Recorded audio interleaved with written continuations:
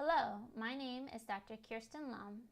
On behalf of my collaborators, this is a video abstract for our work in epidemiology titled Perfluoroalkyl Chemicals, Menstrual Cycle Length, and Fecundity, Findings from a Prospective Pregnancy Study.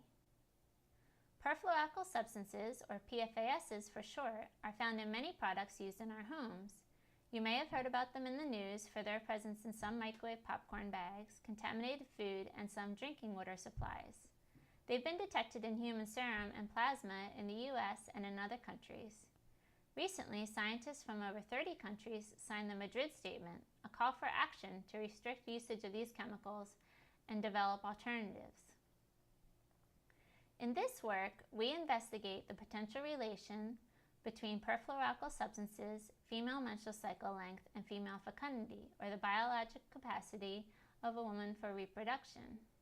In the past, these outcomes have been studied from data collected from pregnant women asked to recall these outcomes. But if PFAS concentrations are related to the ability to become pregnant, then these cohorts are missing an important group of women. They are missing women who do not become pregnant and who may have higher levels of PFAS concentrations.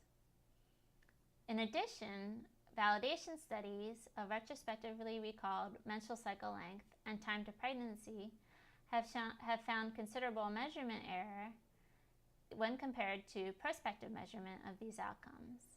Motivated by these issues, we analyzed data from the longitudinal investigation of fertility in the environment, or the LIFE study for short.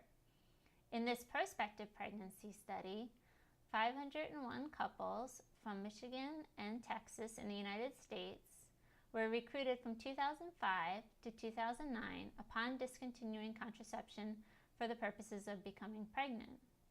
The advantages of this data are: 1, the couples were recruited before becoming pregnant, so the cohort consists of both couples who do become pregnant and some who do not, and 2, cycle length and pregnancy tests were recorded prospectively as they occurred to reduce measurement error.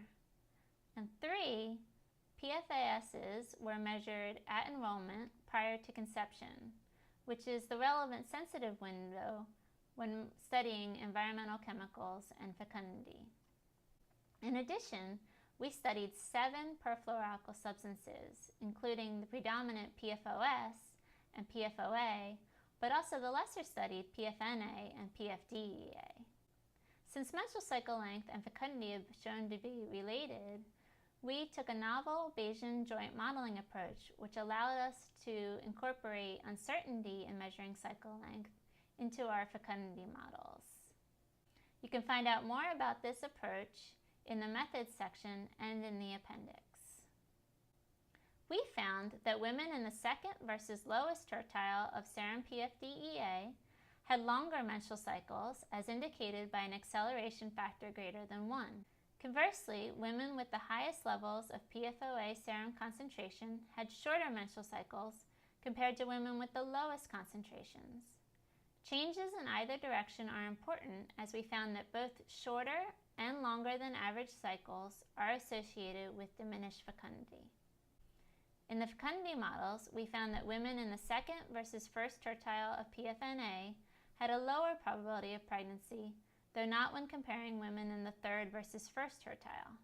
This result was consistently observed in 3 sensitivity analyses, along with an additional finding that women with serum concentrations of PFOSA above the level of detection had a lower probability of pregnancy compared to women with no detectable level of PFOSA. In summary, 2 PFASs were associated with changes in menstrual cycle length, and select PFASs were associated with diminished fecundity at some, but not all, concentrations. Thank you for watching. We hope you enjoy our paper.